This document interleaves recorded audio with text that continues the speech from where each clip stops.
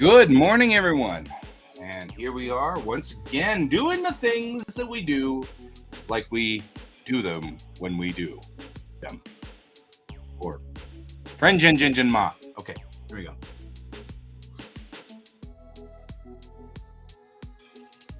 Everybody's going, what was that? One of my streams is already having connection issues. Good morning, Brent. We're off to a great start this morning. The weather on the internet is lousy with a chance of partly unable to transmit. Some TXRX moving in across the oh, you PayPal'd me, huh? That'd be awesome. Which reminds me, I need to send the thing, which by the way is a Friday thing. We will be sending them Friday. But I will check my PayPal to see what happened. To make sure that everything made it through. Just for you. Welcome back to the stage of history. This is why my wife and I are married. We play an inordinate amount of Samurai Showdown. Full caliber. That's it. I don't play Samurai Showdown. You should. You should. It's a good one. It's a good one. It's a good one. You have to remember combos. You have to button mash. All is good. Thank you.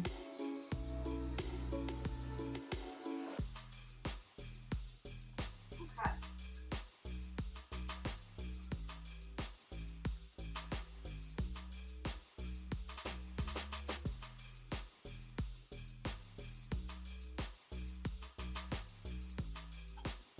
All right.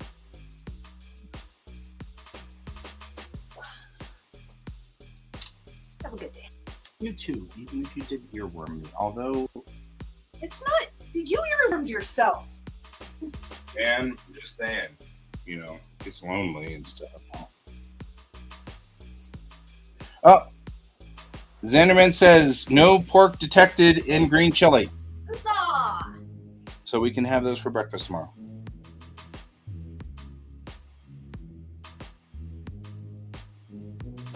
All right.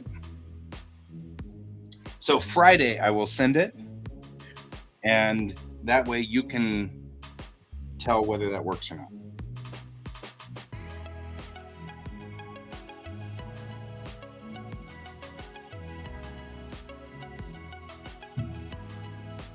Okay. I've started my new regimen of anti-inflammation pills, and one of the weirder things that has occurred is that my eyesight got better. And that means that whatever this inflammation is, it's in my eye sockets. I'm not ecstatic about that. That does not make me mad. I'm just saying.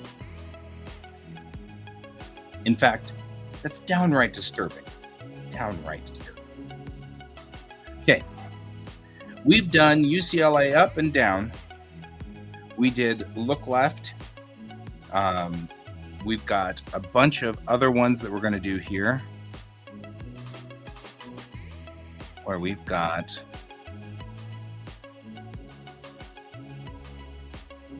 we did this one. We are going to have to do rendering.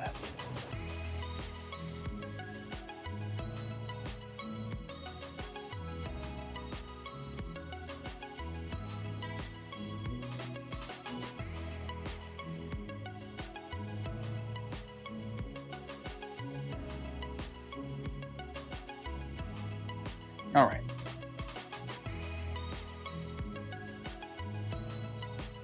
So, here's how maniacal beast. Here's how this works. Over here, I have drawings set up. I don't know what I'm drawing. I have a drawing set. Like we're getting east. Okay, so what we're going to do is we're going to render from here this animation. This render shows stopping at the point of no return before the light turns yellow or turns red, right? That's what this shows. So driving along, we can see that the light has turned yellow and then turns red. Okay, so that's what we're going to render. Should be a short render, only 300 frames.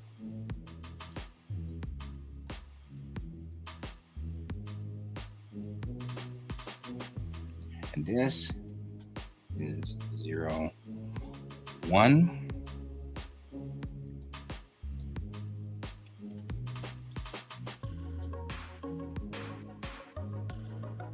Yep. Totally teaching that in my class. With no return. Stopping.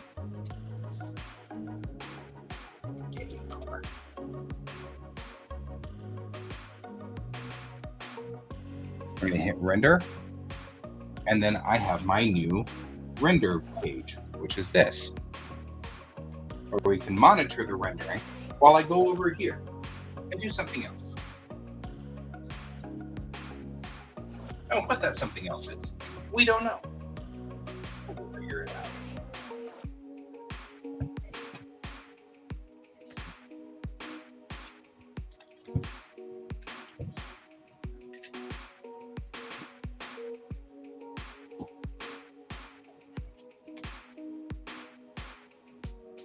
There we go.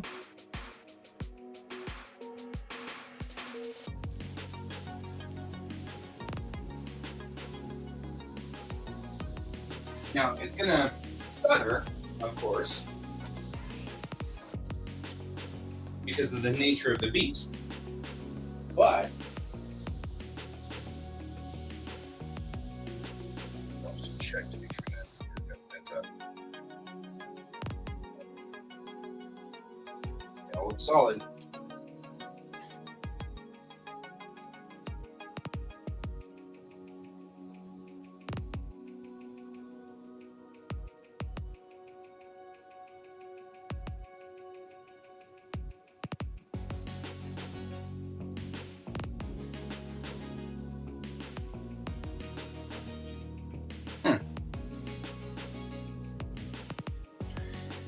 Oh, I figure it'll stutter.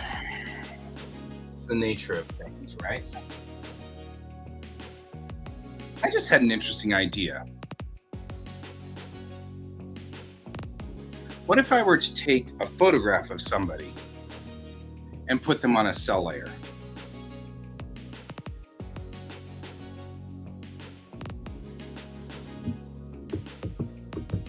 Not a bad idea.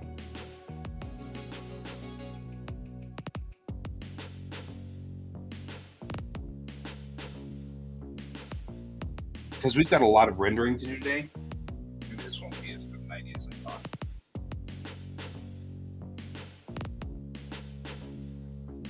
You may be right. I may be crazy, but it just may be a stuttering lunatic that you're looking for. Hey, that's a better song.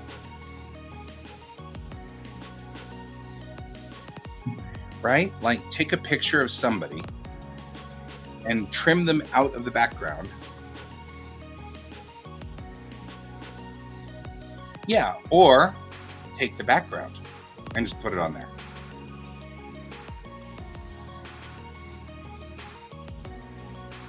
I mean, like, what if I were to take a picture of somebody and pop them up one layer and do a digital background? Right?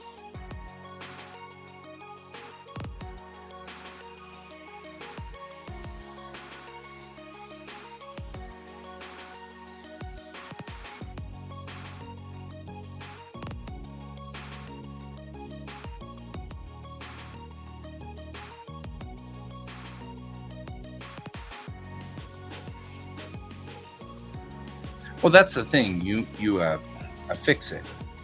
Here, let me try to show you. This is going to be fun because, of course, we're rendering. But you know what? It's an idea. I feel like this might be something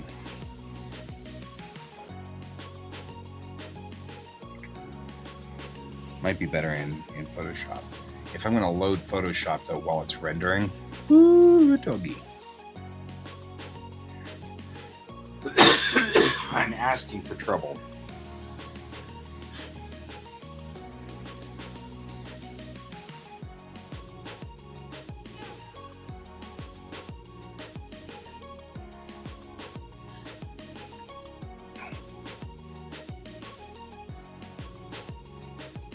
We can at least do the pre-idea, the rough idea.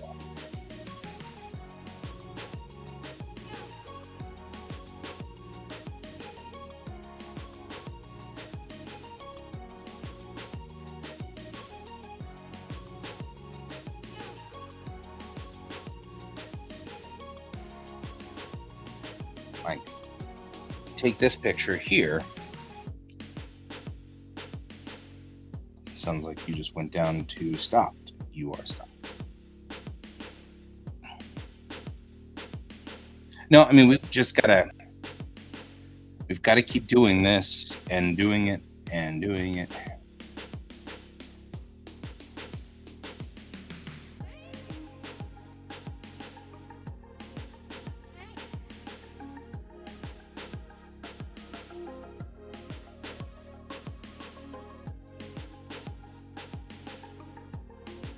Right?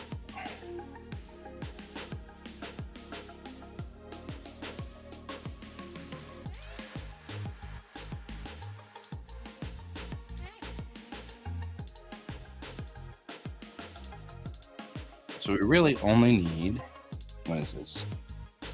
80, 85.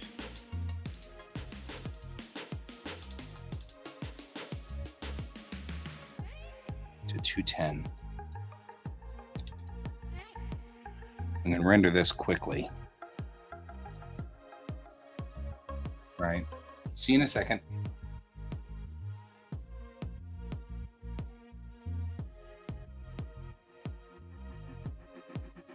This is a very small picture.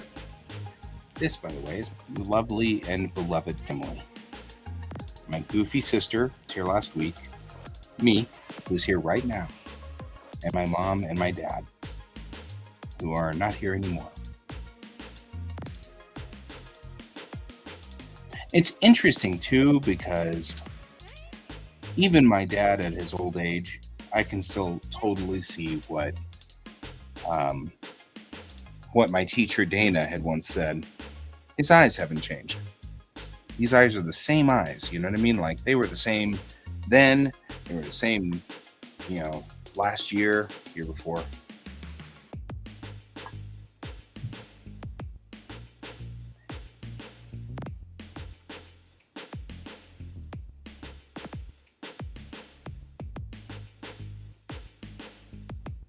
And then what we're doing here is rendering the light so that you can see the light, so that we can, when we get back to this in the animation, you can see that the point of no return has shown up. This will be the same on either point. However, now we're going to take this and go back to here. All right. I have to make sure we're always at the top of this at the animation, otherwise we end up animating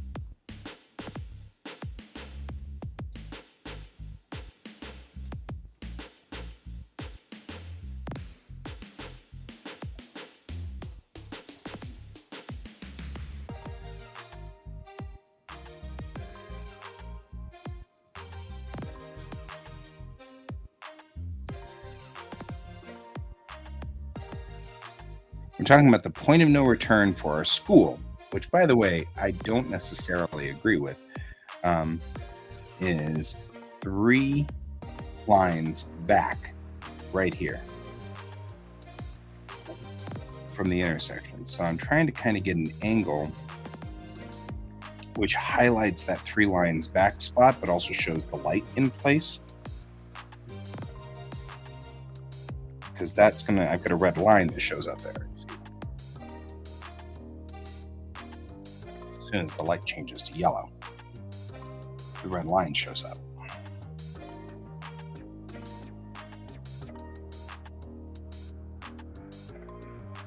But we really only need from 80 to 210 on this one as well.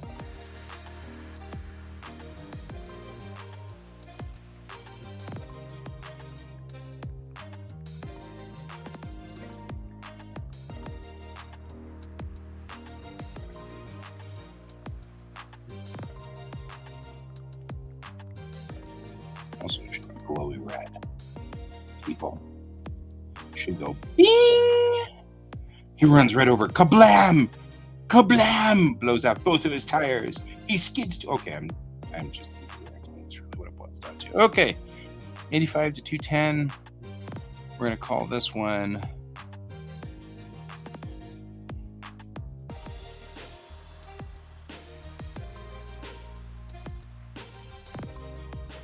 All right.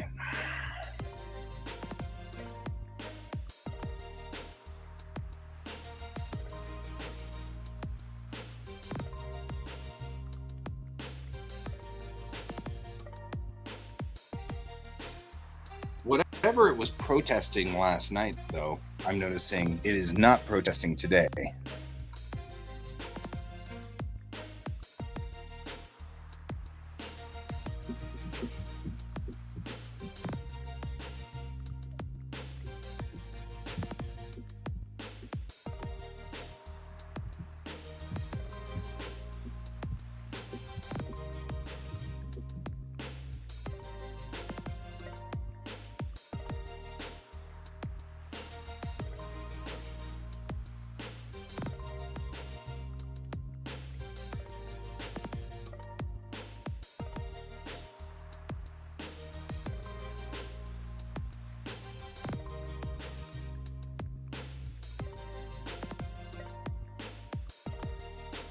All right.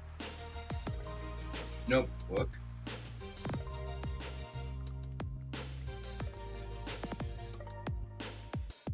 Marking on today. So, what I'm over here doing, this is a great thing for us to do on this. At this point in time, I have all of our animations listed here. We've got animated, rendered, edited, and complete. Today, I intend to take 1, 2, 8, and 12 and put them into all the way over into completes. And so move them all the way over. We've got to go back into four-way stops and at this point in time,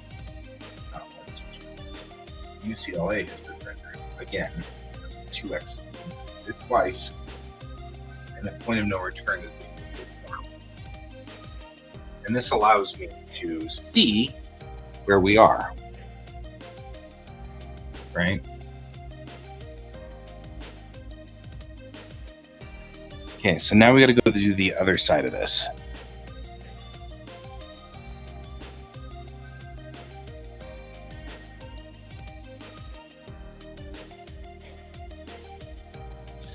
This is when the point of no return doesn't actually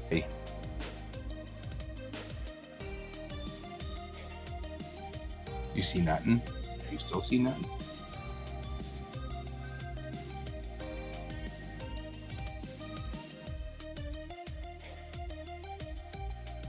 There. So we're going to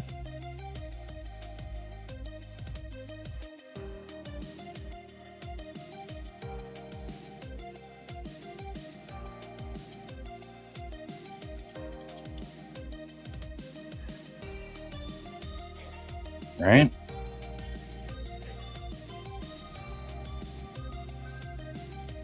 Okay.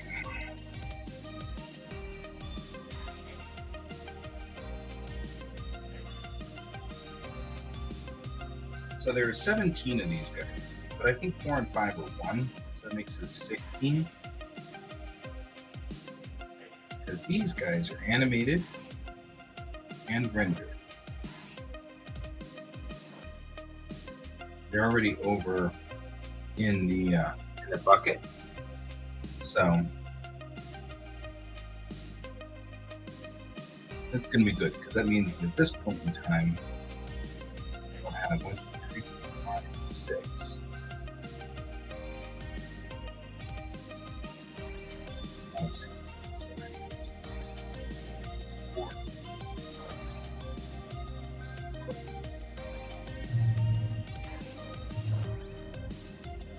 What I'm doing is trying to get the same 5, 6, 7, 8, 9, 10, 11, 12, 13, 14, 15, 16. It means we need to go back and change the numbers on some of these. Stop locations need to change to 7 instead of 6 and stuff like that. So this is probably like the worst possible organizational thing one could possibly do. And I just did it, and yay, good for me for screwing this up really good. But it's all right. We'll make it work. So, all right. So good organization of animations. We have a number of animations. Really what happened was we had a brainstorming meeting by which everybody sat down and said, ooh, we could do a video of this. Ooh, we could do a video of this. Ooh, we could do a video of this.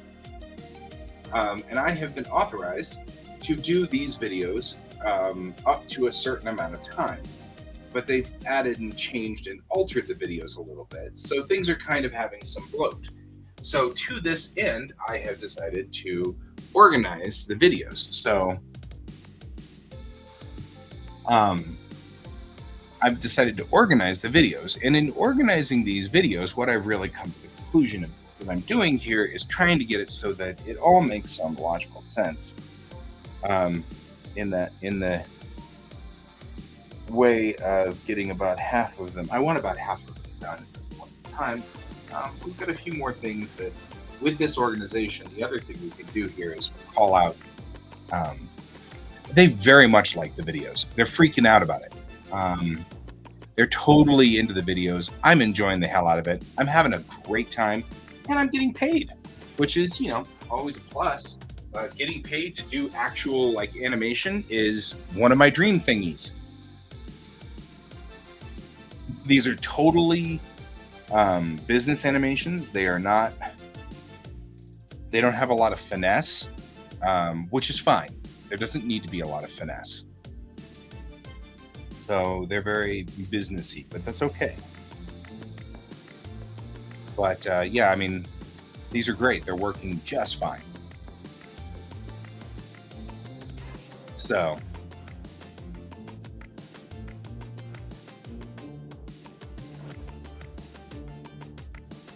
anyway, we're just kind of thinking this one through because we're about done with this one, but I'm gonna do the same thing with the 80 there. I'm trying to decide whether I should do, because see this one, it's interesting. The last render we didn't have this message 13. And look at that. It doesn't have it now either. Like we just passed whatever it was that was, now it's back. There's a primitive that it's not rendering properly, which isn't a problem. It seems to be rendering it okay anyway, but it's still kind of one of those, oh, that's weird. Okay.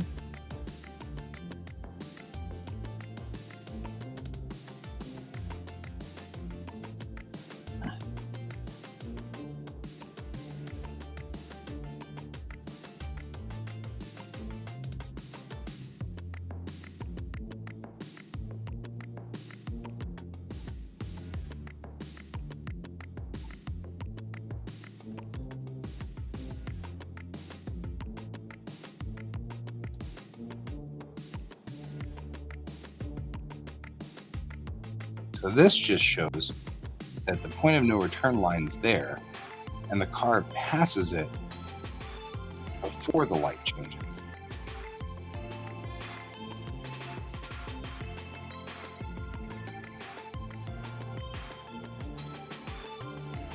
And I feel like it should be a little more dramatic than that, because it should be like right here. right? But that's okay. This still gets the point across.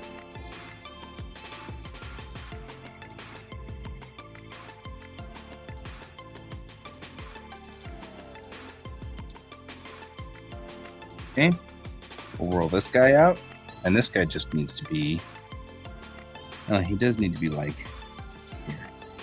So you could do like 35 to 210, 20. So let's do 35 to 220. That way we're not rendering the whole thing, right?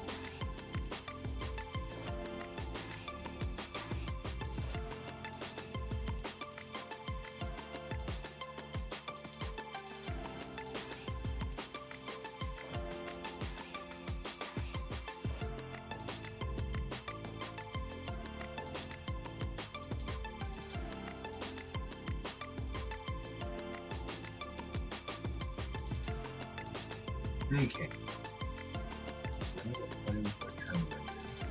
Last one. And that'll put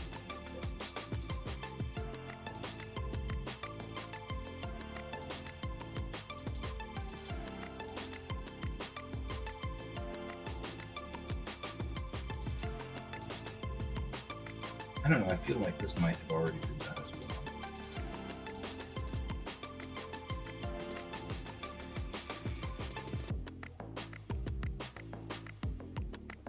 We're going to need a different intersection for this. I may have to make that figure that it's a light.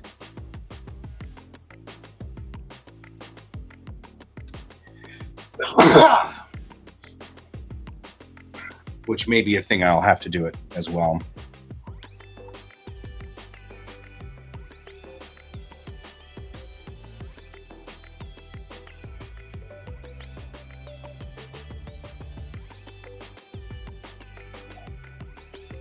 I totally should make a YouTube channel called ADD Driving School. And it's driving school, but it's for ADDers. So like we start talking about this law, but then go off on the 1903 law that was invented in New York City that talks about the, left, right, up, down importance of. That would be funny. That would be really fun. And it'd be hysterical because it'd be all over the place. Because I'm fascinated by that stuff. Certainly would be a thing. I really think I should do driving school on YouTube or something. Use all of these videos that I've been making because we're using them for the driving school that I'm in, but I can also use them myself because nobody has said I can't use them myself. So I think that would be great.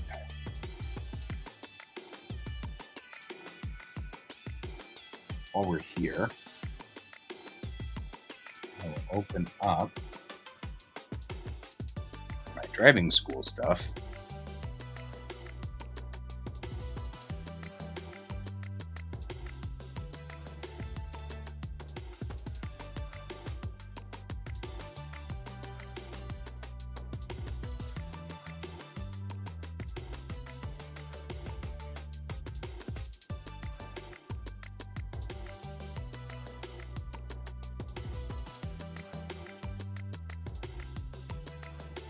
Okay, we're at frame 220, and export this guy now.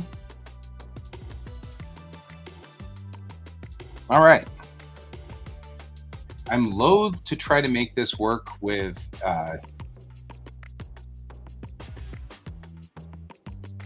whatever that editing thing. Oh, we gotta do the stops.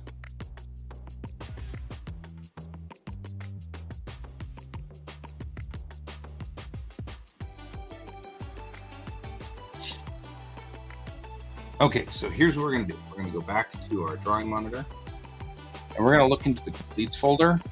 And I want to look at these videos now and take a look at what we've already made. Because one of the arguments was that we have to probably fix the wiggle of the car.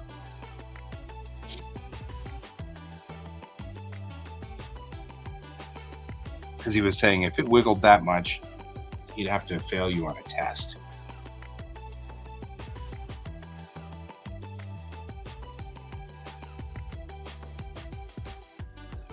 So we have to level out the wiggle.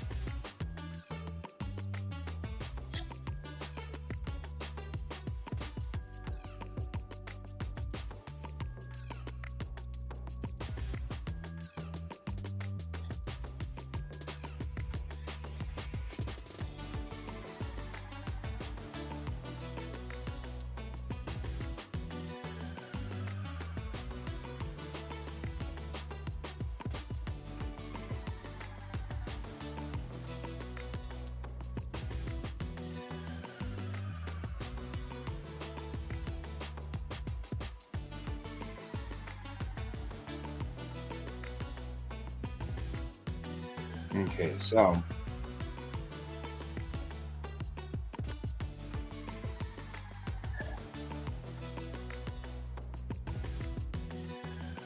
we have to do that.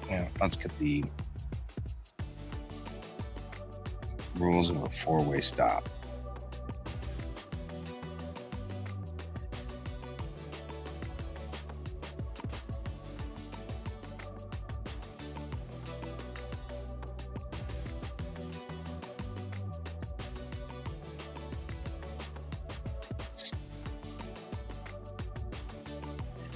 We can probably just fix this a little by making this not so severe.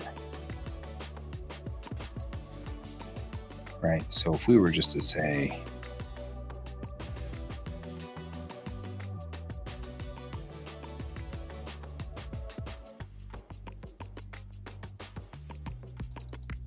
light braking, do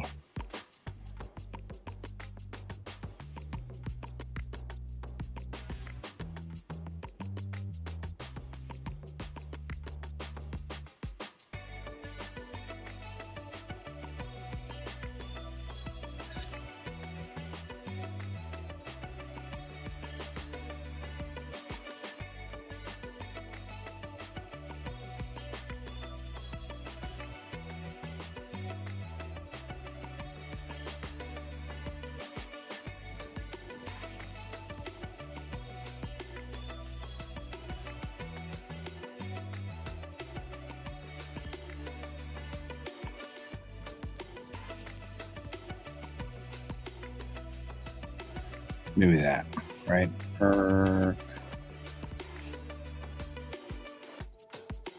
And this will be neutral.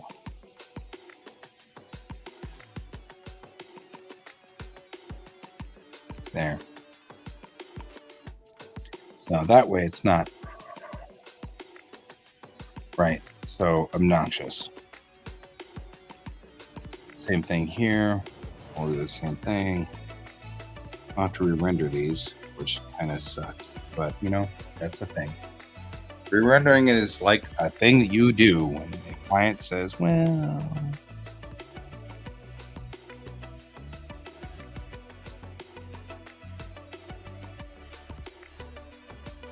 Right.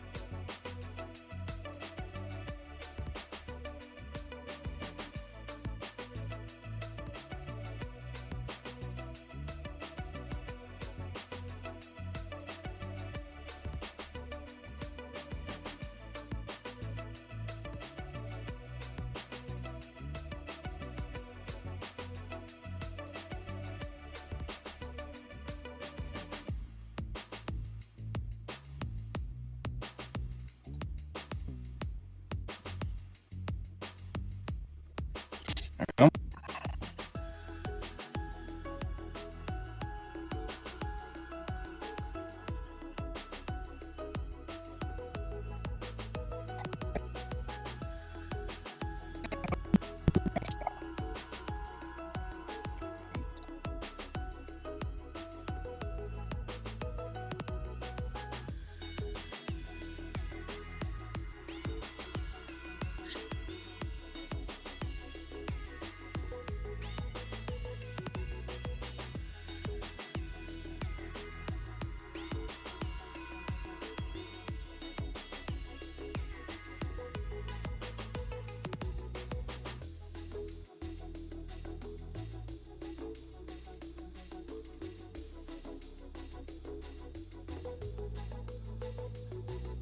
Actually, I think I will neutral this out because I want to see.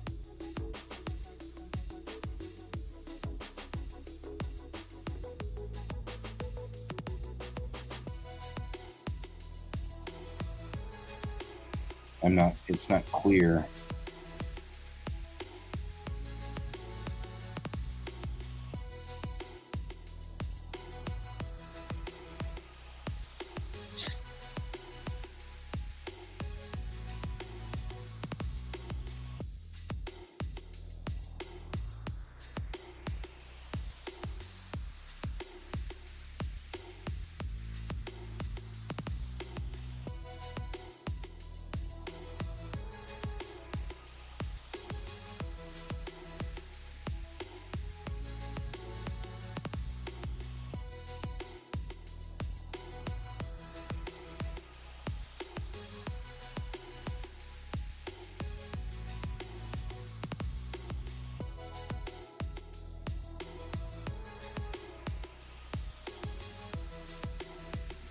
So what I'm doing is I'm killing the keys that are going with things here. Right? So, which is actually good because it looks like we've got a few things going on with like leaning of the body and the suspension as well, which we should probably look at. Because that's one thing I've noticed was the side lean here. See how it's anticipating a side lean?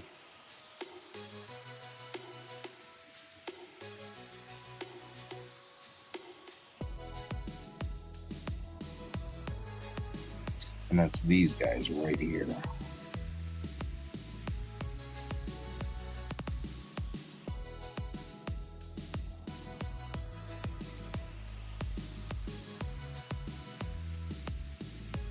And that should stop it from leaning. So we need to get into that lean. We'll need to do the same thing with the steering wheel, because the steering wheel is tilting before it needs to tilt here, which means he's anticipating the turn. And what needs to happen is those two need to be removed. This guy needs to be pinned. Then we'll go over here to here, and then we say copy, paste. Damn it.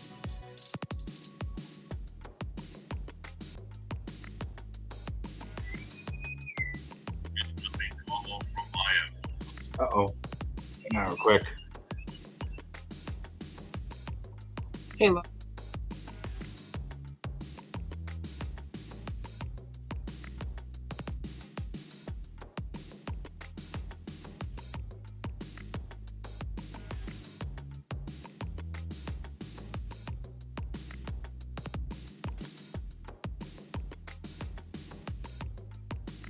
Okay, guys, we're going to go on to pause real quick while I talk about apparently medical things and turn off my microphone. So I'll see you in a second.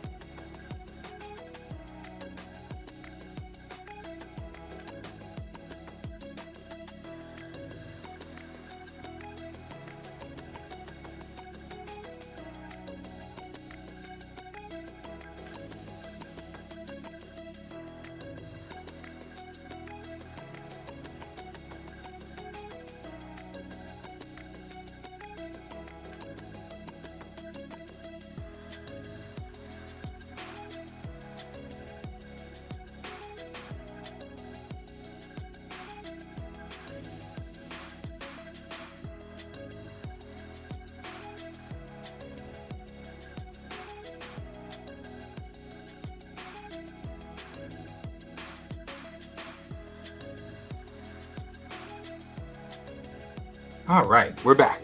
Sorry about that.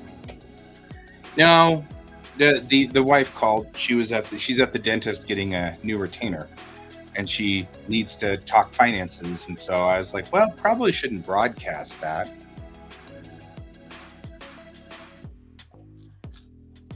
I mean, maybe we could, but probably a bad idea.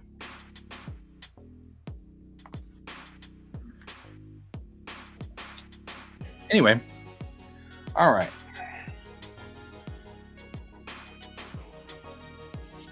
So, make sure the bounce is not that dramatic. It isn't.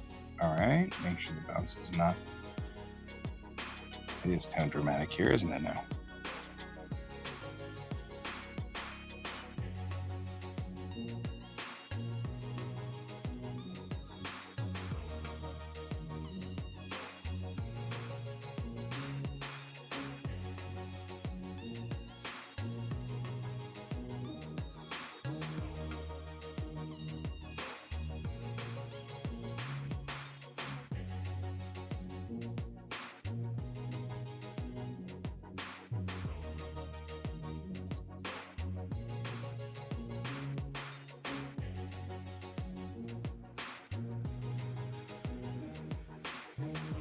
Uh-oh.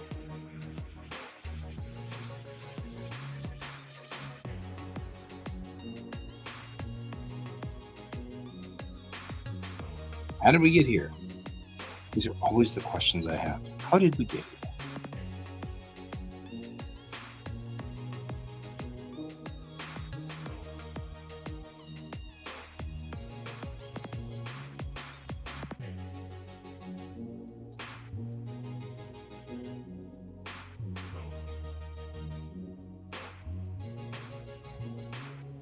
Like, how did you make that decision process here?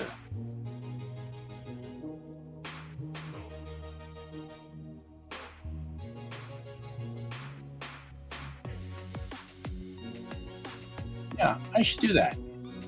I think that's a great idea, though. I mean, like, we've already got the easy part, right? I could just sit here and talk about it. All the rig for filming and everything's already here.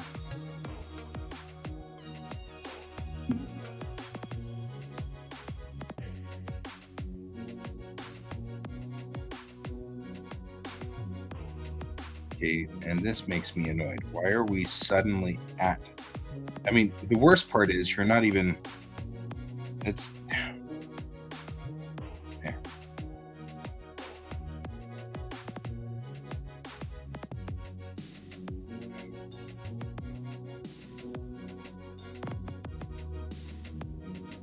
I'll lock that down so that it doesn't do anymore. Pin that down. We always recommend doing an in-person driving course. Moreover, I should also do these are all US laws, unless otherwise specified, and they most certainly only cover the state of Colorado. Check your local municipalities for whether, you have different rules, because we were discovering, my sister and I, that there are some wild, stupid things that Texas has as far as laws go, where you're like, the what? Why would they do that?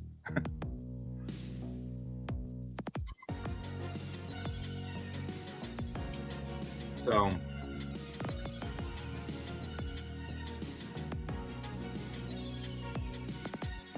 never thought about that. Okay, let's fix that steering wheel.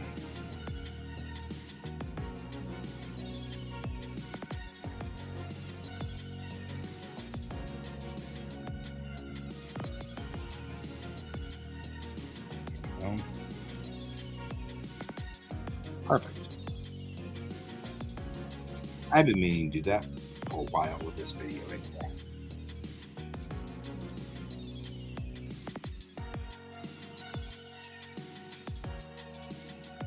Do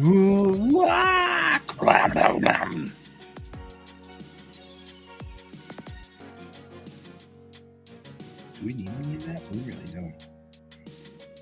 So it could end at 9:15.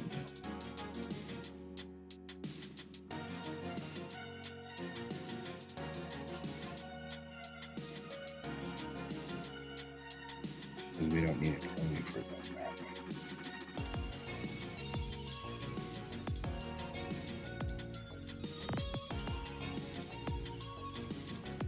I have a problem with car C. Yeah, might as well fix all of these stupid things while we're fixing stuff.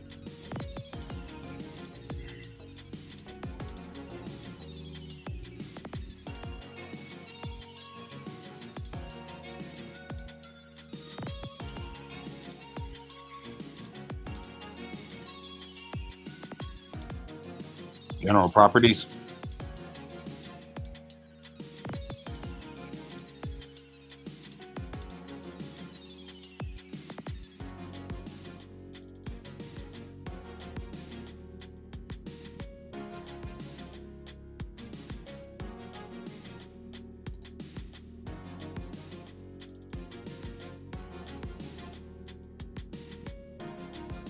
Why are you creeping out?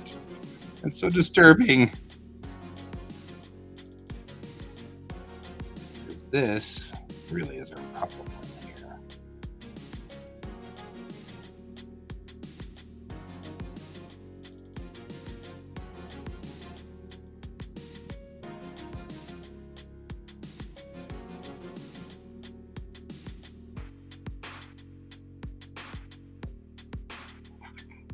Look at how much he gimbals.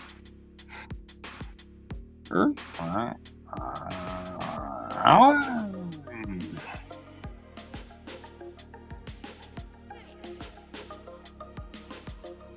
that'd be kind of interesting, actually.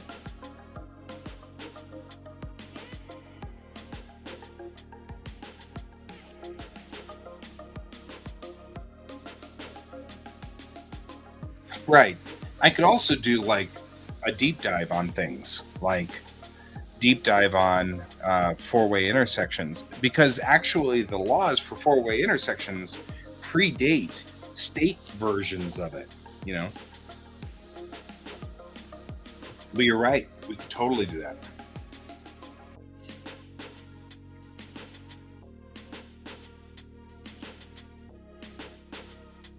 I love the fact that he's like, here's a car, and here's the car again.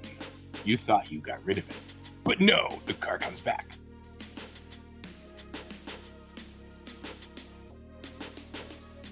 All right, fixed.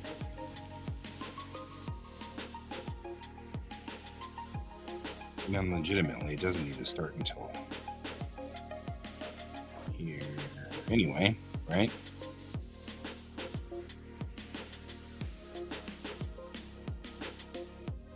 So 40 frames are a lost cause anyway.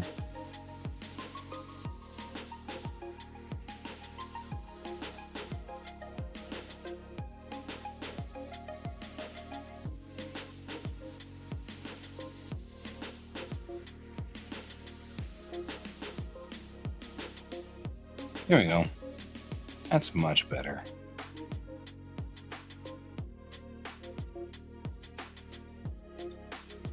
And now that I have little animated cars, we can do all kinds of interesting traffic stuff. I mean, not just the basics, but I do a lot of like 50,000 foot view thought processes. Like, for example, the bigger road always has right of way to the smaller roads, which is a good overview thought. Because if you're not sure who has right of way between these two roads, who has more lanes, who has more lines on the road, that's what you should be looking at. And that can give you an idea of who has right of way and who must yield. Things like that gives like stuff that I've looked into over the years.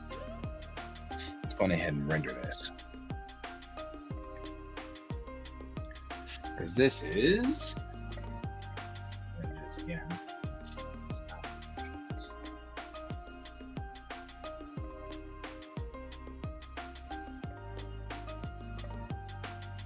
This is four-way stops. Let's see. Go to.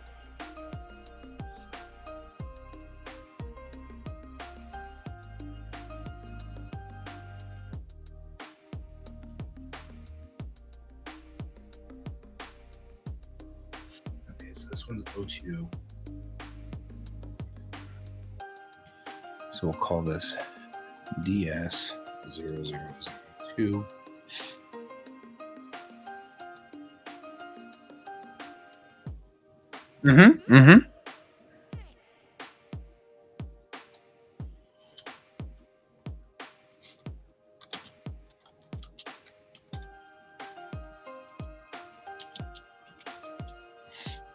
All right, about to hit the button here. All right, here we go. Work.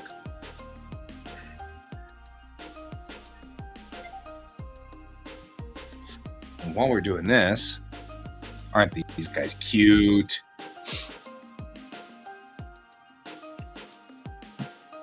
Let's create some more of the assets we'll need from this particular, for this project.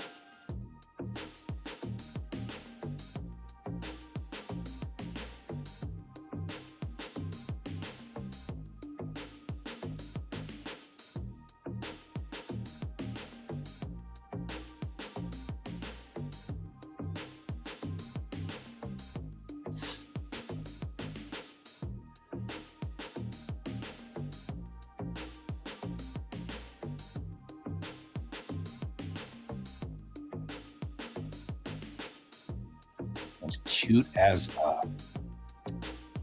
alrighty. So one of the things we're going to look at here is in our 3D models folder, we're going to need now a few more things. We're going to need a larger street for one, because we're going to need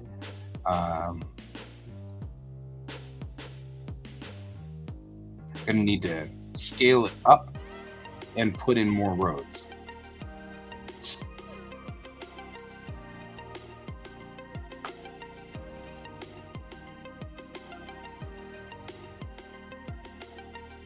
And I'm doing the thinking thing. Give me just a second here.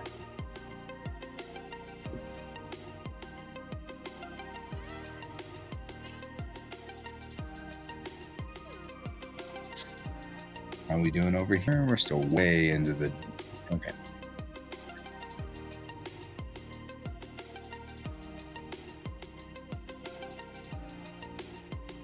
Now these were synchronous streets, so they were the same streets.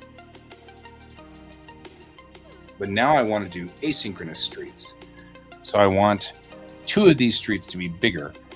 I'm not going to make 2 of these streets bigger because that's actually kind of an illogical thing, and I know it's going to be weird, but I'm going to make 2 of these streets smaller. That's what we're going to do. We're going to shrink this street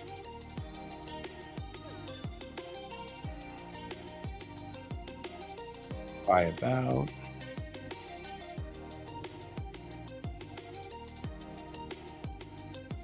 50%.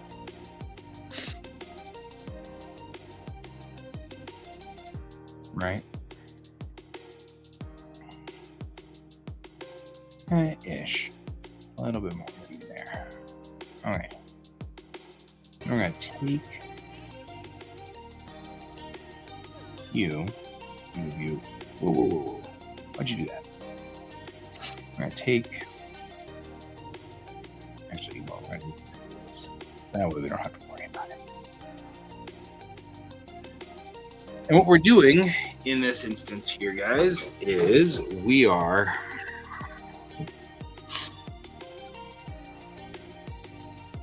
moving along to here.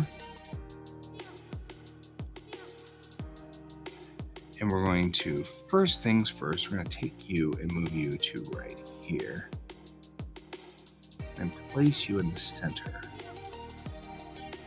Right? And we're probably going to have to fuss with what the center looks like. Because these are... Actually, we'll take that center section over here. These we're going to be dealing with... Whoa, whoa, whoa, whoa, whoa, whoa, whoa. Actually, that's probably not a bad idea. We'll put it up against here for right now, because here's the thing. We know this is lined up. We don't know whether this is lined up.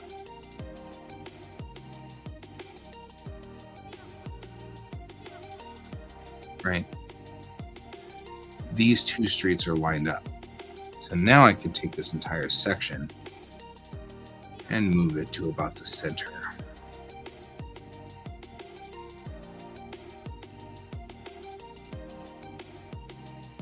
There. About there.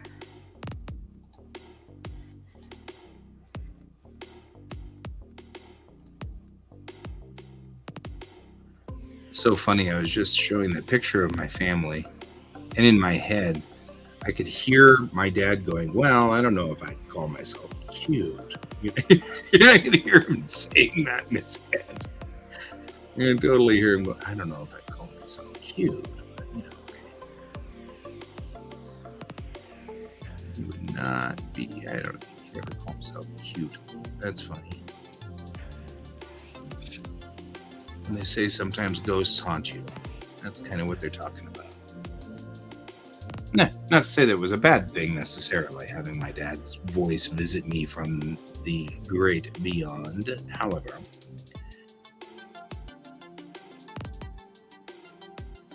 have you ever felt like you were a road paving person? Like, this is what you do now. This is my life, meow. George says, this is my life, meow.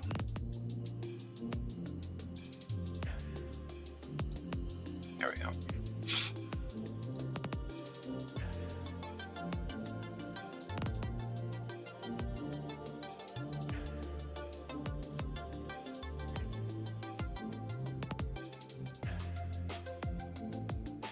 There we go. Now what we're doing is we're putting in little side roads over here. These guys then we're going to put in turn lanes and yada yada yada and all that stuff.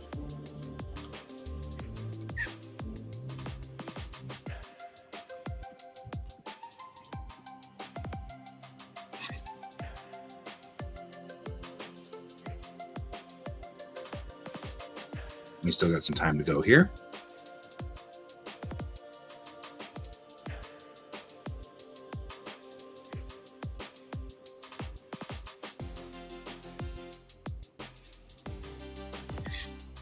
All right.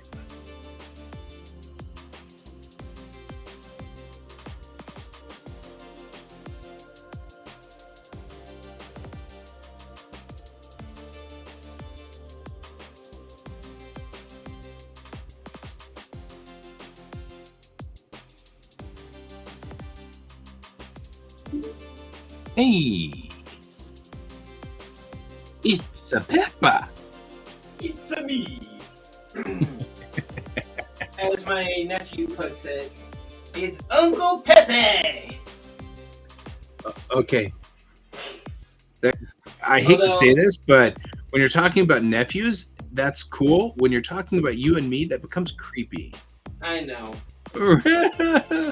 I'm now calling you Uncle Pip. And you're like, uh-oh. Yeah, Whoa, Uncle whoa, Pepe whoa. coming from your mouth in that tone sounds really creepy.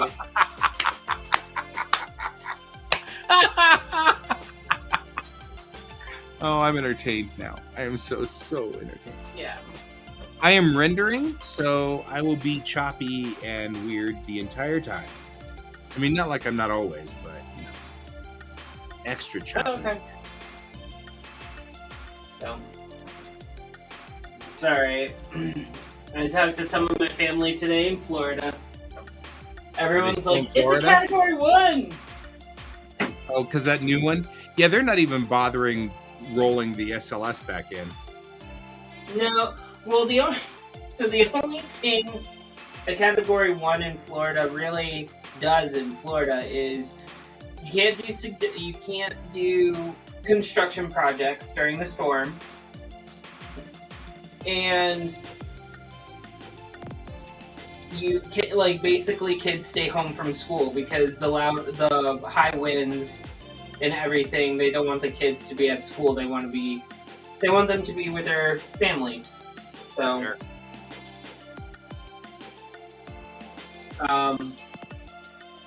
So it's all good. And I mean, hurricane days are like snow days here. So Yep.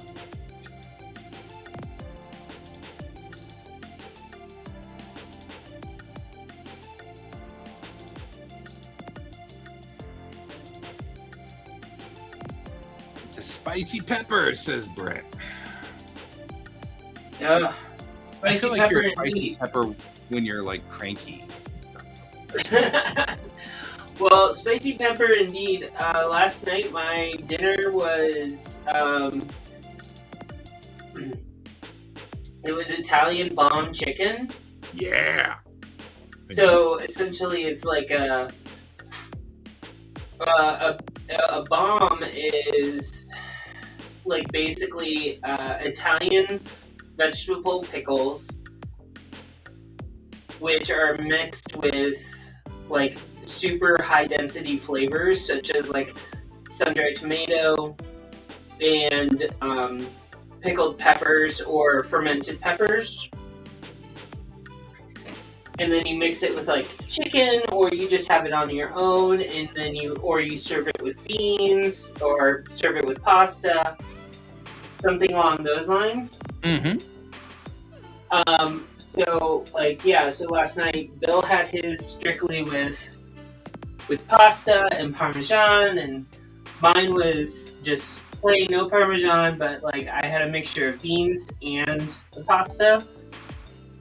And it turned out really good. Mm-hmm. It sounds really tasty. It was I certainly can't complain. That sounds great to me. yeah, it was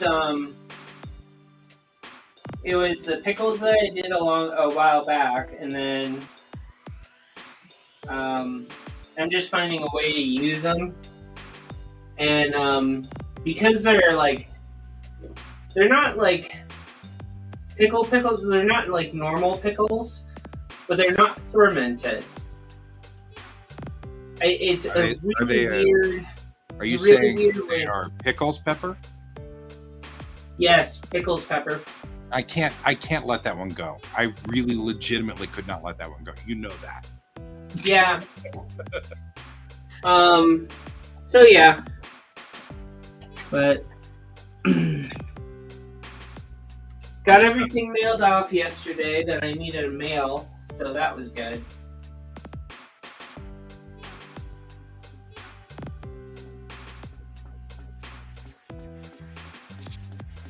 How about you?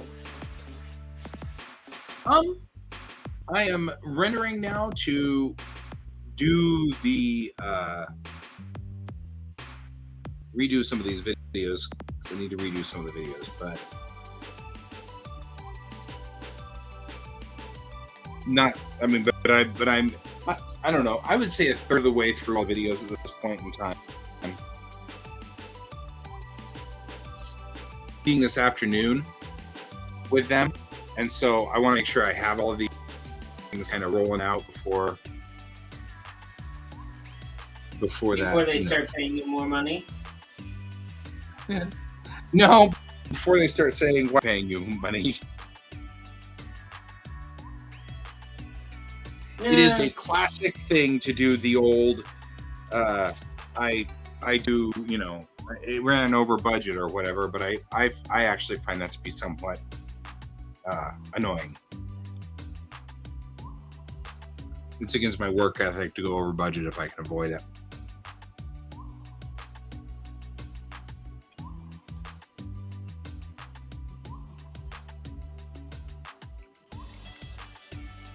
Well, if they're gonna pay you, like,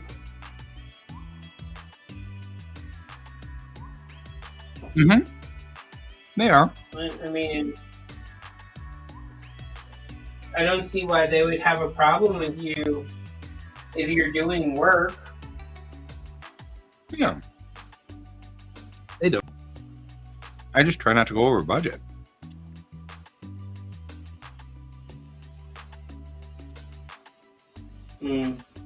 That's all. I mean, I find it to be sort of it's a personally believe you should not go over budget. If you say you're going to budget for X, Y, or Z, and I get it. I mean, I know that sometimes that is not viable. Sometimes people have whatever they're set up, and it's Anyway, so Brent and I have been discussing the idea and the concept of me doing driving videos, which I think would be fun. So, like guys driving school sort of thing, where because I've built all these models now, and I have been going through and trying to learn all of the interesting ins and outs of I've been in my course of learning driving school. I have also learned all kinds of wild stuff about different laws and different things and bits and pieces of motor vehicle law that is fascinating and interesting. It has nothing to do with actually driving, but this law descends directly from the law that says you must, if your car makes a horse balk, you must get out and dismantle your vehicle, until the horse goes by. Direct descending to that law. And you're like, huh? We had a law like that? Weird stuff that I've been learning and going, huh, that was a law? That's interesting. I've been thinking about doing ADD driving school, 90% of this is actually driving laws and 10% of it is squirrel. Well, I mean, there's a few laws that even in Florida, Florida laws are weird already. Yep. Well, Floridians are weird. I'm just saying. All you weird Florida people. I don't know. In all reality, most people in Florida, when they ask me how long I've been away from Florida, they're going "Oh, you're no longer a Floridian." Right. You've lost your I keys lived to there the for city. 27 years of my life. Sure, I'm not a Floridian. Got it. Yep. So, Yep. You lost the keys to the city, man. We can't trust you anymore. Yeah. Can't trust you.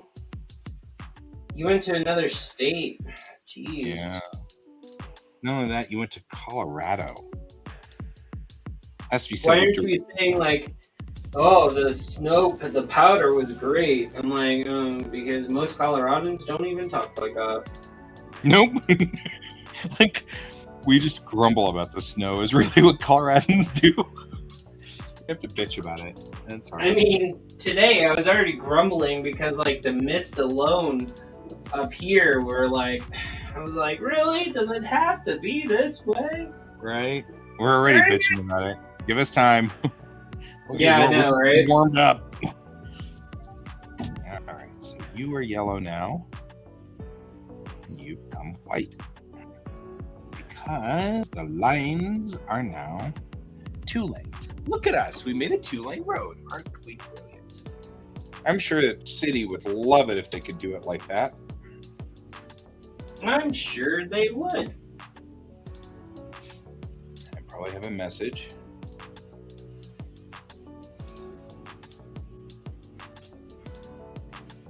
Oh. Yeah. No.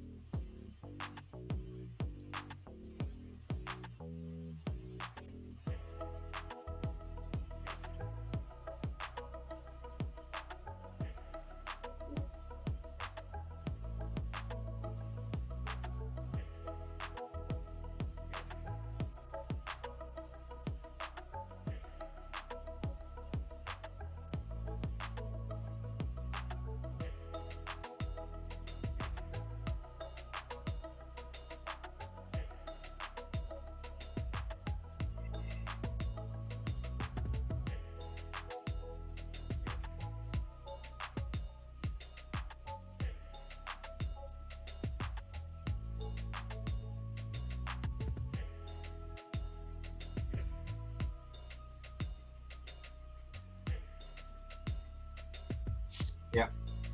I just got a message from a guy I ordered a cool dice tray from at the con. He does like custom trays.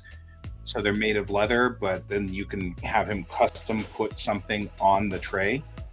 And I had him put the Star Trek Delta on my dice tray Cool. on blue felt. So it's like on a blue background and stuff like that in the Delta. And I'm like, yeah, that's going to be my dice tray. Because legit dice tray. So, and he was like, I'm sorry, man, it took forever. And I'm like, you're good. I've forgotten totally that it's Wednesday. You know, because he was like, he promised he would have it to me by, he promised he would mail it out Monday. And I'm like, you're fine, man. Don't panic. It's good. You know?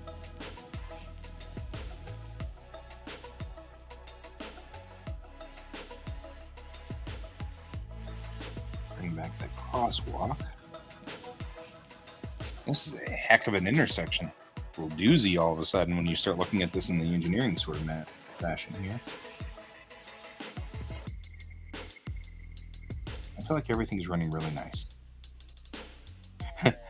It's running nice. Are we still rendering? I think my poor beleaguered machine is starting to go, okay, I see this as my lot in life. You're a rendering machine. That's what I built you for. This is your job. You were built to do this. I am an animator, and I always will be, and so you will always be built to do this. All my machines have to be able to render in 3D.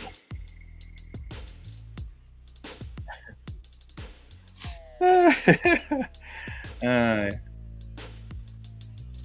was like, I can't believe it's Wednesday. It feels like the con was just yesterday. And he's like, right? Oh my God.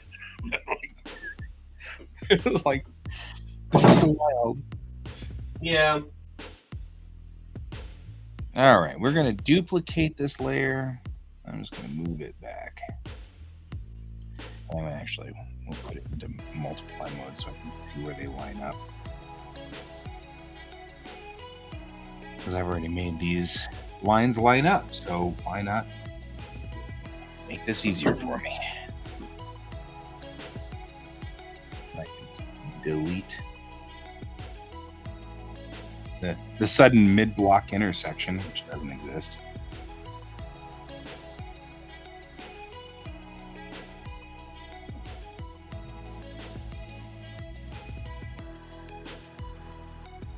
There we go. This is also good because you can see the coloring of the lines, which is always something my kids get confused on because, you know, yellow versus white, you kind of have to figure out how the lines work and things like that. It makes total sense. I get it. It's kind of complicated.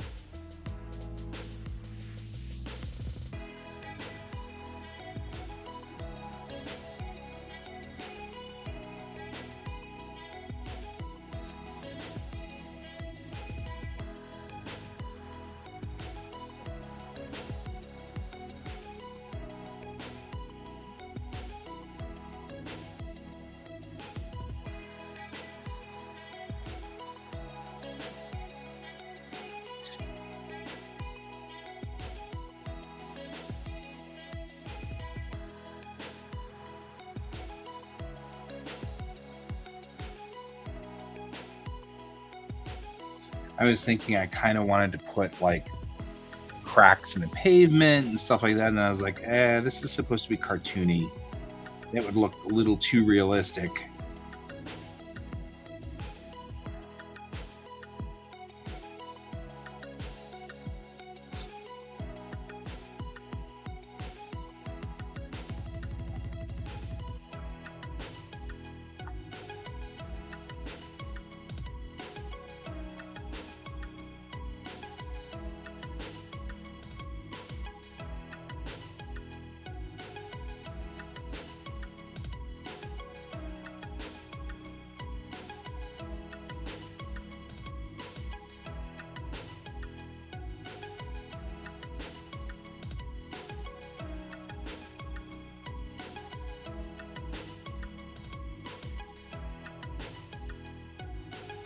All right.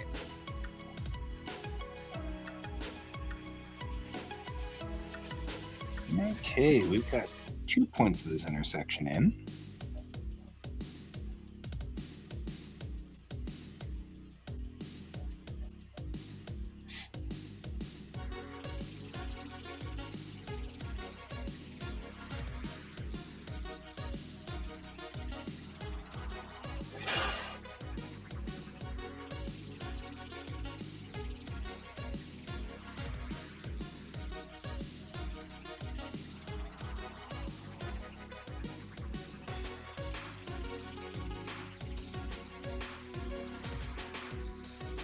Oh, that's right.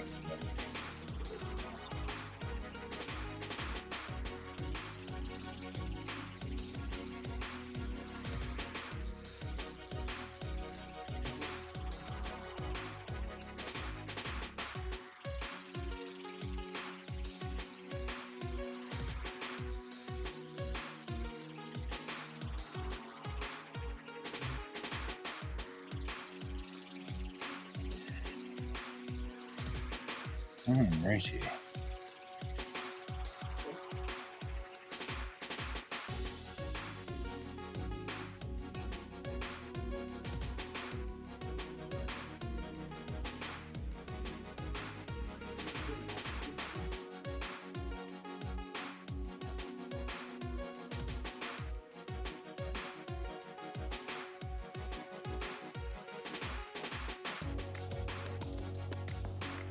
At this point, though, I feel like curbs are kind of superfluous.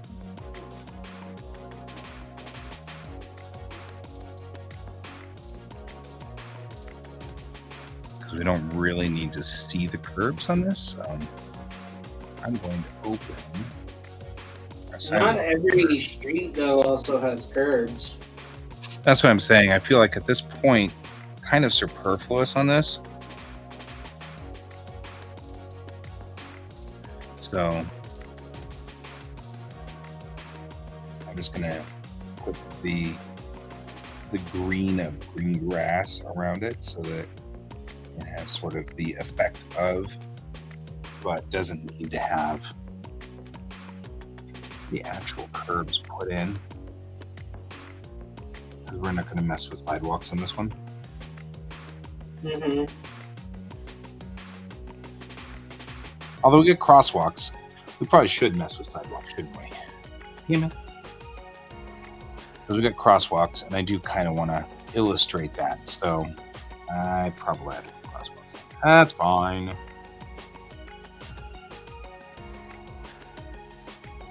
See? Put this as a new layer, and then we'd be able to do this, and then it could be all sloppy and everything, and it doesn't have to be exact. What? Make it so it's easy? Psh, come on, nobody does that in real life.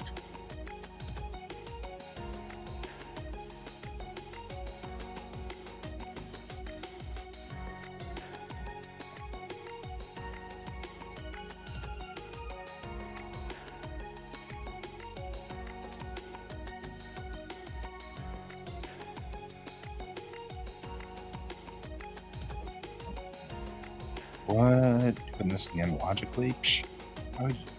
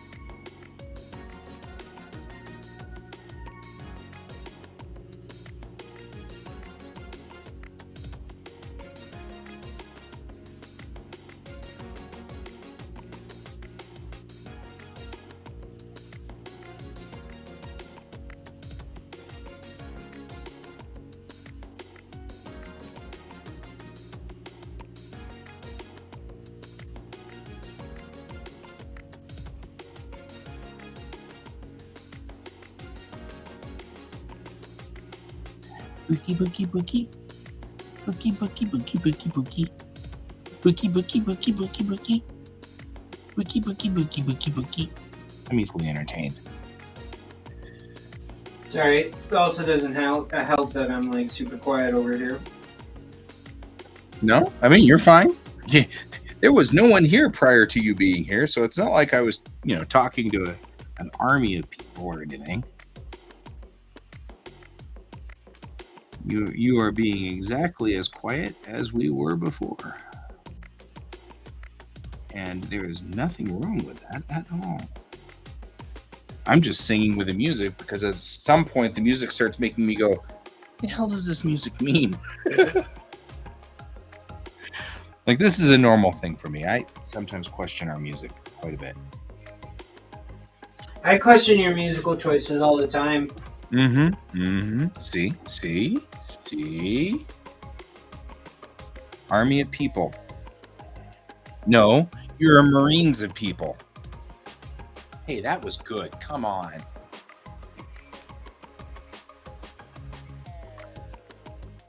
All right. We're done with that render.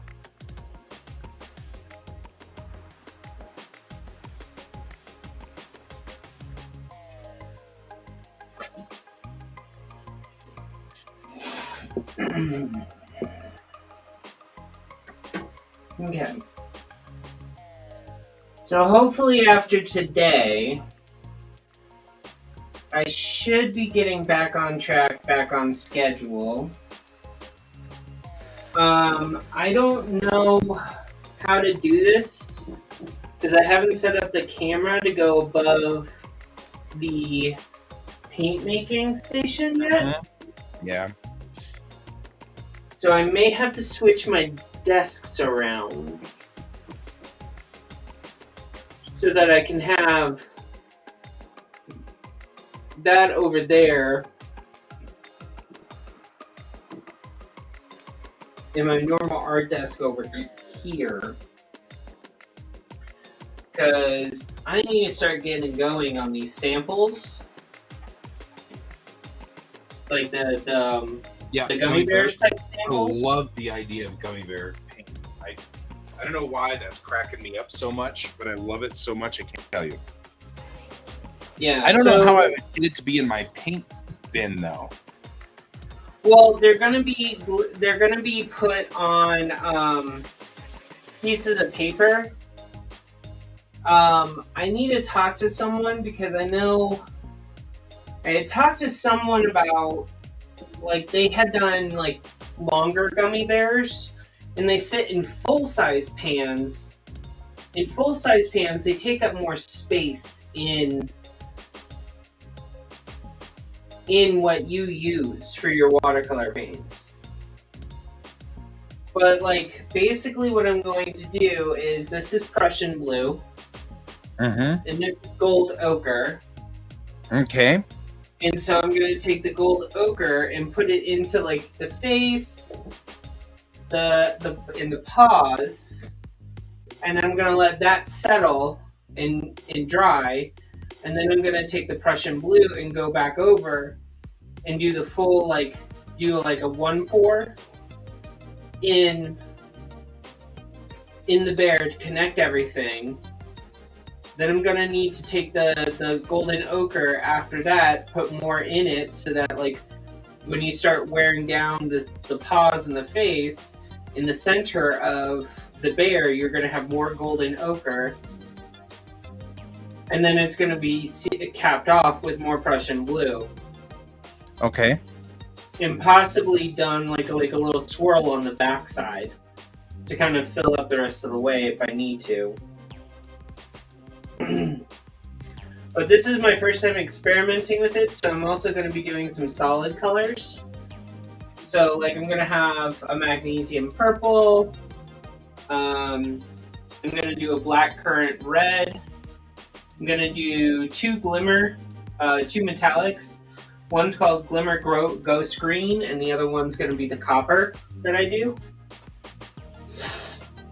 So I think it should be good. I agree. I just have to figure out how everything's going to go. Right. Because I do have an Armenian purple ochre, and I was going to put was going to do the same thing with that, but I was going to use a gold mica pigment. So it's going to be like mixed with the Armenian purple ochre, which is more of like a brownish ochre, but it has like a purple hint. So I have a bunch of other stuff. I just need to start getting motivated more on doing paint making. Because one of the solid ones I was going to do is a reproduction of Parisian green. So this is a non-arsenic version of the Parisian green. Which is good, because arsenic, not so good for us. Right. Weird, but true. Yeah. Well, that and like I will take that if you're buying a Parisian for me that you don't want arsenic in the house, and I already have one person that's like, dude, don't do them into a gummy bear shape form, because like, what if my kid gets a hold of them and thinks they're candy? And I'm like, the fact that your kid can get a hold of them and thinks that they're candy means that they should probably be weeded out. Yeah, I was going to say, my kid would never think that they're candy because my kid's old enough. But yeah, I mean, but still, I can at least appreciate that thought process. You know what I mean? Yeah. But I mean, it's like, wait a second. So you're saying that I should do something so that it doesn't like make them look like they're candy? Like, that's super hard.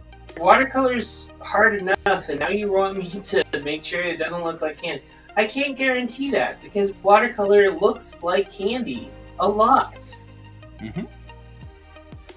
Like, no, I didn't say I agree, just I can appreciate it. Yeah. I mean, I can at least appreciate that argument. I get it. That makes some sense. Mm. Okay, let's make sure the default camera is not, in fact, stuck somewhere. All right. Hey, look at that. We did it right. Psh. Weird.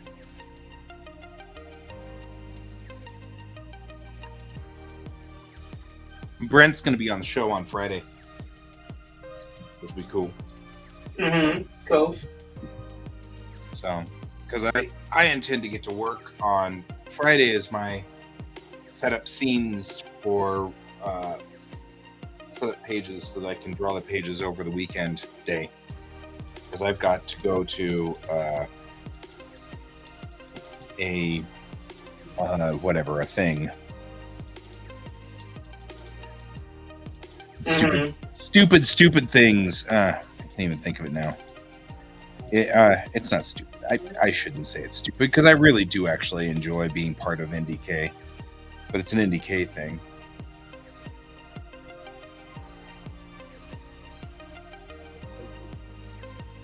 I have a bunch of filament, Brent, and my very simple 3D printer needs to be replaced.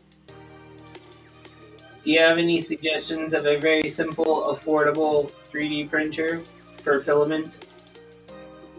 I even have rubber filaments, like the springy style filament, not the hard plastic. I have the other kind.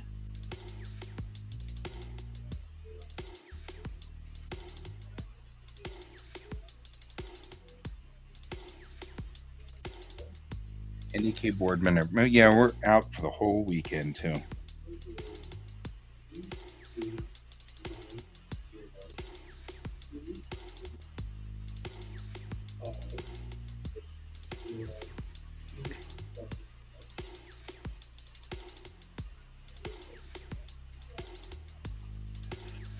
I will take red now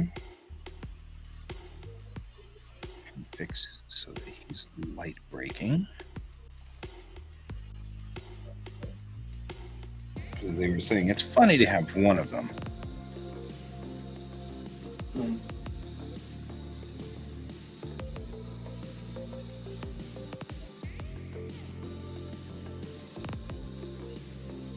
They were okay with one of them being obnoxious.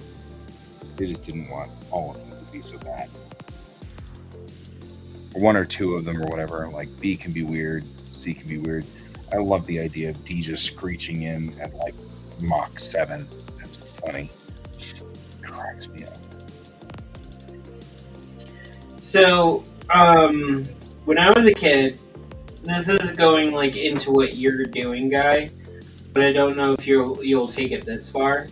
But so when I was a kid, there was a high.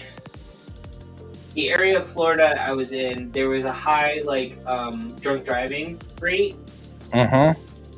And like one of my friends got hit while riding his bike by a drunk driver. So like I know, like I'm very much aware of what was around that time period. Sure. So the fairgrounds, one fair season, decided to do like a whole exhibition about driving safe as a teenager, being aware, and being aware if you get behind the wheel, what responsibilities it is, yada yada yada. So they had a drunk driving simulator. Okay. Okay, so This sounds like a drunk driving simulator, which yeah. Yeah. So like basically what it was so they're like, this is what it's like when you see a kid on the road and you have to stop and you're normal, not drinking. So you see the kid, you stop, you don't hit him. Okay. Then they're like, this is when you're at the legal limit of drinking alcohol and you stop and you skid a little bit, but the kid's still okay, right? Yeah. This is 1 times the legal limit, and they keep giving it, up and up and up and up and up. And then they're like, this is like the, then they finally get to, like, they jump to, like, this is 3 times the legal limit, right? And so as soon as a kid gets onto the street, I put my brake pedal on. No matter what, once you got to 3 times the limit, you were going to hit the kid. Even if you hit the brake when you saw the kid and you were about 40 feet away from him. Very accurate. Yeah. Right? So I knew The that simulator Yeah. simulator is supposed to simulate the fact that you actually have no response control. So it's simulating the fact that your brain won't register that. Yeah, And that's what it's after. And when that's totally accurate. right. So, but in reality, there's nothing wrong with you. So, like, the one thing that was weird about it was, since I'm not drinking, like, I hit immediately, and they give you, like, a tracker, like, how much distance you are from the kid, right? Mm-hmm. So, comes out into the middle of the street in front of the vehicle, when the vehicle is about 120 feet away. Right. So the kid comes out, I stomp on the brakes, and literally it says my car was skidding for 100 feet. Still sounds about right. Yeah. Mm-hmm. Guy, the car was only going 35 miles an hour. It's because the simulator can't actually simulate all of the, or it can't simulate what really happens, which is that you would not see you'd see the kid, then your sluggish brain would go, it's a kid. Wonder why he's out here. Gee, he's in front of me. Wonder what I should do about that. Oh yeah, maybe I should hit the brakes, which you can't actually simulate because your brain isn't doing that, which is what happens when you don't have, when you're missing your prefrontal lobe, and that prefrontal cortex is all gone because I went to sleep a long time ago. It's like the drunk goggles.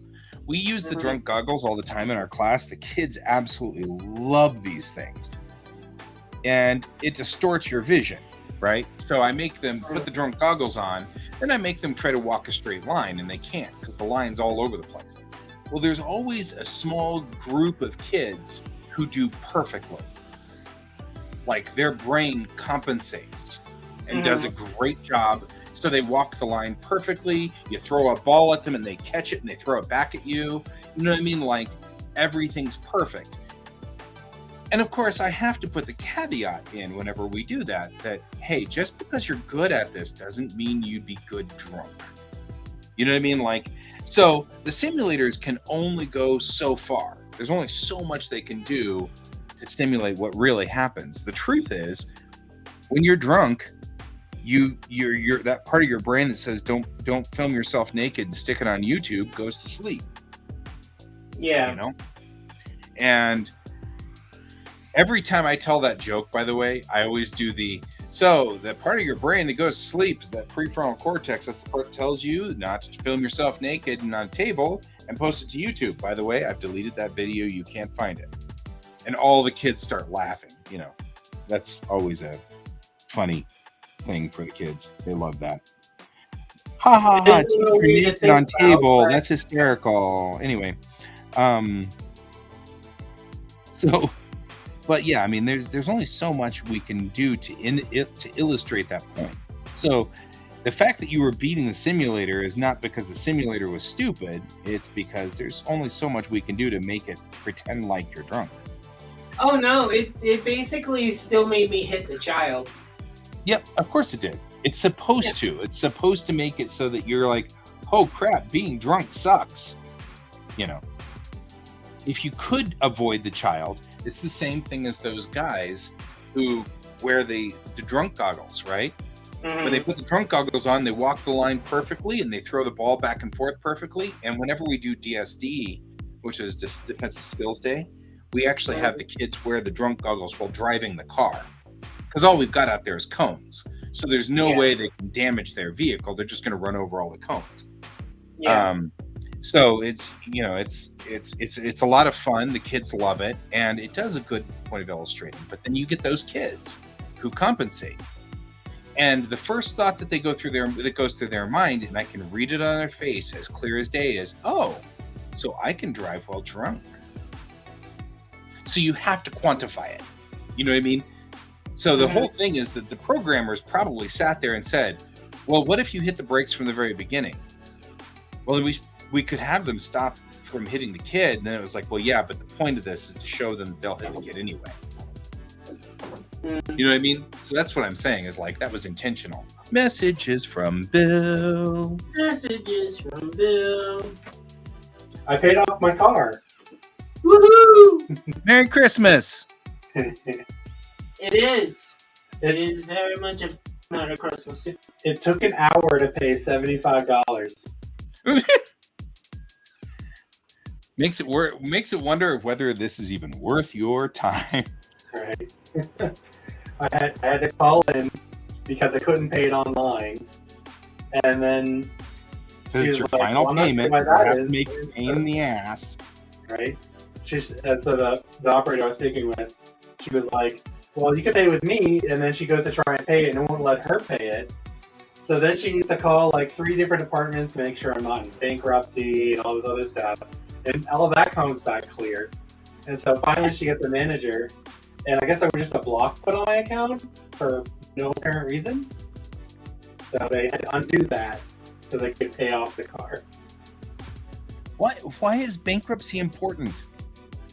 There's a different department for it, I guess, because when you go to bankruptcy, there are multiple kinds of bankruptcy. There's bankruptcies where you still have to pay things back. And I guess if you're paying the wrong things, then they won't let you do it, I guess. I don't know. There's legal stuff with bankruptcy, so my guess. I'm assuming. But last time I checked, we're not going bankrupt. Right. So Not a lawyer. Yeah, but I mean, that's kind of like, I'm sitting there going, okay, no, wait. So let's talk about this. I want to pay off this bill. You can't because you filed for bankruptcy. What? You know, this doesn't make any sense.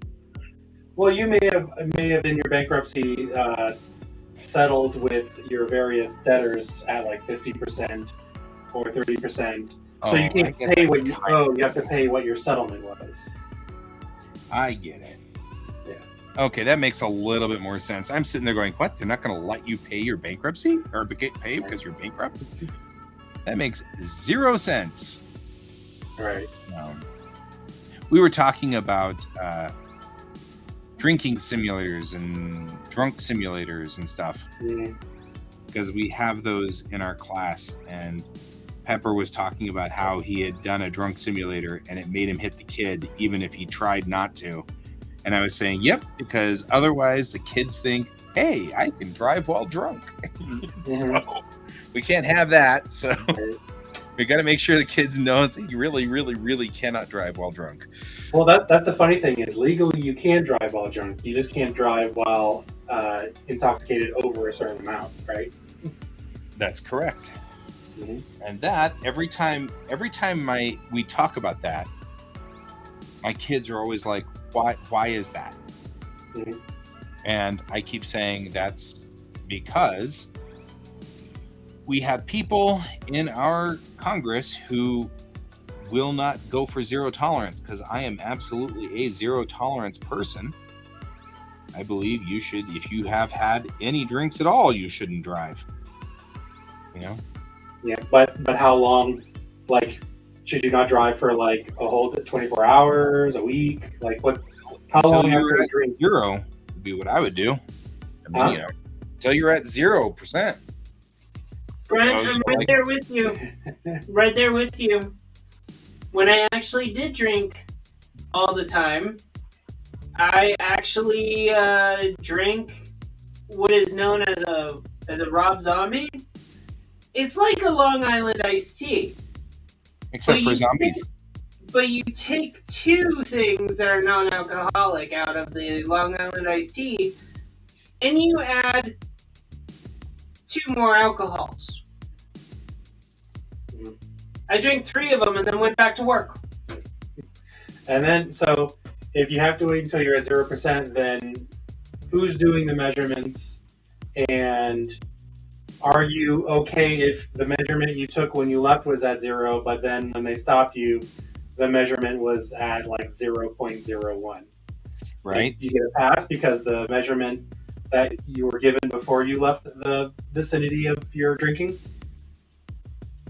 Well, and I mean, we're asking a lot of like theoreticals. The truth of the matter is, we are talking about a substance that inhibits your ability to make good decisions. So my whole thought is, you know, if you're doing any substance that inhibits your ability to make a good decision, like whether you should go or not, then probably the answer is you shouldn't. You know, straight up. Well, the thing is, I think my point is that it's more complicated than that. It's not like you take a sip of alcohol and all of a sudden you're completely unable to make a decision, right? Yeah, I mean, but you have to. It's a 0-1 more than one function here. I mean, you have to assume that at some point you are unable to decide that you shouldn't do more, and that's individual, and it depends on the person. So, what should the law do? The law should just say 0. Right. You know what I mean? Because you could say, well, yes, but Bill is different than Pepper, and they've got a different blah, blah, blah, blah, blah, blah. And all you end up doing is, well, I thought I could do the right thing, and I didn't mean to run into those 6 kids and kill them all.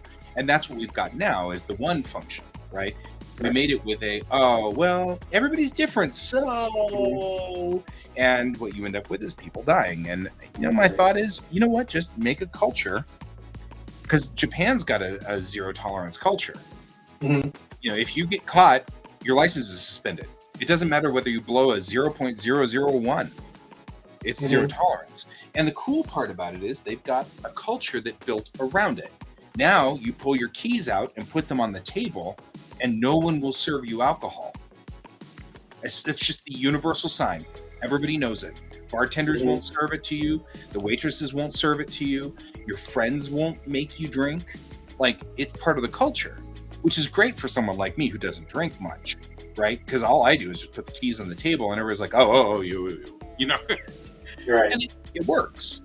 And they've got like trains that can take you places. Taxis will drive you for free. Yada yada yada. There's all these different things that happen Right. because the culture has changed, and that's more like it. I mean, it's kind of like, that culture is. I mean, I get it. Everybody's different. I can drink a lot more than my wife can because you know how big my wife is. She's not big at all. She's one beer and she's under the table because she's a little thing, right? Mhm. I'm twice her weight. Mhm. So it stays in my blood less long, and Well, sure, but if you want to make a rule about it, if you want to make a law, then the law should be either 0 or 1, and they went for 1, which means that all these different complicated things that when you're drunk you don't remember anyway. I'm drunk to remember all the stupid rules, so I guess I'm okay. Right. This is what happens. I guess it's important to have a culture that supports it. My problem is here I don't trust our justice system for fairness.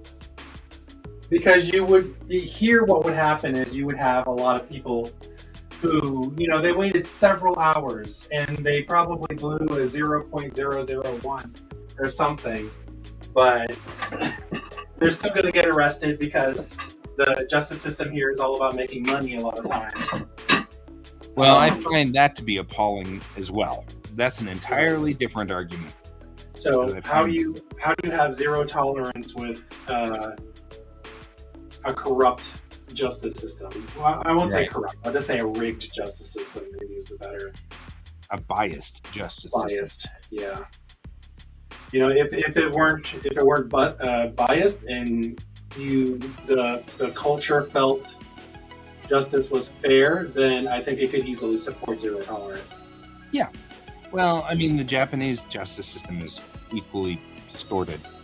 Right. I watched a YouTube personality. He recently got pulled over, and he knew all the stuff about alcohol because he used to do some junior thing where they would ride along with cops and be along with them when they pulled over drunk drivers and all that stuff. Yeah. And back then, the breathalyzers were notoriously inaccurate, oftentimes rigged. So he refused the breathalyzer and demanded a blood test because those are extremely accurate. But the cops wouldn't do it, and they said no. He refused everything, and he has it on footage, him asking for the blood. So that's going through the court system there now. And he advocates. He says he's going to do is just not drink. But he said, if you're caught in the situation, is very rigged because the instant the cop asked him to exit the vehicle, he already knew. The policeman made up his mind. The policeman was like, "I can smell alcohol on your breath," and he's like, "There was no way he could smell that." He was feet away from me. I was blowing. I wasn't even blowing. He's like, I waited 4 hours after drinking. No. Sure. But it's often very biased. When they do drinking checks on the road and they start stopping people, it's they're already looking to arrest people. I'm not going to disagree with that. I mean, you're not wrong. I'm not going to argue with that one. But that's the same problem I have with the Roe v. Wade thing, which is let's remove all of the brakes first and then hope that society will change. And that clearly was what that decision was made by our government, which was blow the thing apart and then do it right next time. And we're not going to give a roadmap for it to be done right next time. We're just going to remove the thing that's actually protecting people because it's wrong and it's incorrectly done. But it was protecting people. But now that it's removed, it's not protecting people anymore. And now we're just hoping that things will fix. So it depends on which way our government wants to go. And I don't know which method is better. I'm not going to make a judgment on that, but it clearly, at least one of our political parties likes the idea of just making a law and then saying everybody deal with it and hope to goodness you do it right. You know what I mean?